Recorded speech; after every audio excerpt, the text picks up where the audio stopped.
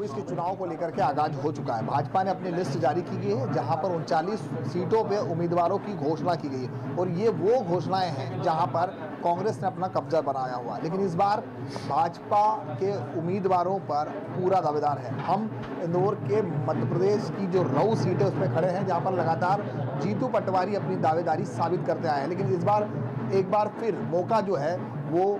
BJP ने मधु वर्मा जी के कंधों पर दिया हुआ। आज आप कैसे देख रहे हैं? सबसे पहले तो बहुत पहले ये घोषणा हुई और पहली बार ऐसा हुआ है कि भाजपा की लिस्ट में उम्मीदवारों का चयन पहले किया गया है।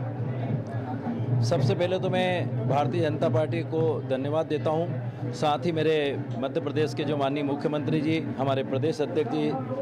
वीडी शर्मा जी, हमारे संगठन महामंत्री हितानंद जी भाई साहब, हमारे प्रदेश के प्रभारी मुरलीधर राव जी और ऐसे अन्य जो प्रदेश के अंदर संगठन का जो काम देख रहे हैं और जिन्होंने ये आज सूची जारी की है, मैं उनको धन्यवाद देता हूं कि उन्होंने पुनः मुझ पर राव से चुनाव लड़ने के लिए टिकट दिया और मुझ पर भरोसा जताया।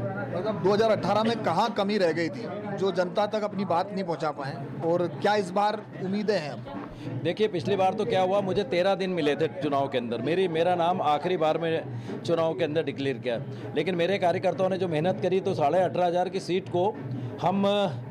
5.5 पे लिया है, 5,700 पे, इतने सारे, और वो सब कार्यकर्ताओं की मेहनत थी। एक एक कार्यकर्ताओं ने काम किया था, कहीं कोई विवाद नहीं, कुछ नहीं, ताकत से लगे थे।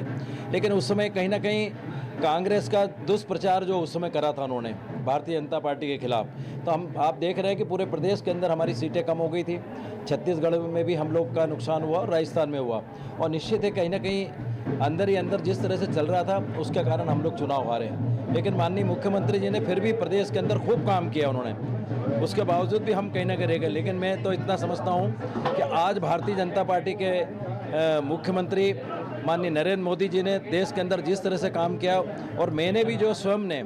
पूरे 4.5 साल हमारे कार्यकर्ताओं को लेकर, हमारे नेताओं को लेकर के जिस तरह से राव विधानसभा में विकास के काम किए हैं, व्यक्तिगत भी हमारे कार्यकर्ता का कहीं भी काम आया, हजारों कार्यकर्ता का, हमने प्रशासन से जाकर के तुरंत हमने जाकर के बैठ के प्रशासन के अंदर उनके सारे काम कराएं, और उसका नतीजा ये हुआ कि कार्यकर्ता भी इस इंतज़ार में है कि भारतीय जनता पार्टी का ये जो 2023 में चुनाव हो और चुनाव के अंदर हम कांग्रेस के प्रत्याशी को लाखों हजारों मतों से हराएं। इस बार कितने मतों से भाजपा अपनी दावेदारी यहाँ पर साबित कर पाएगी इस राऊ विधानसभा? देखिए, मैं भारतीय जनता पार्टी के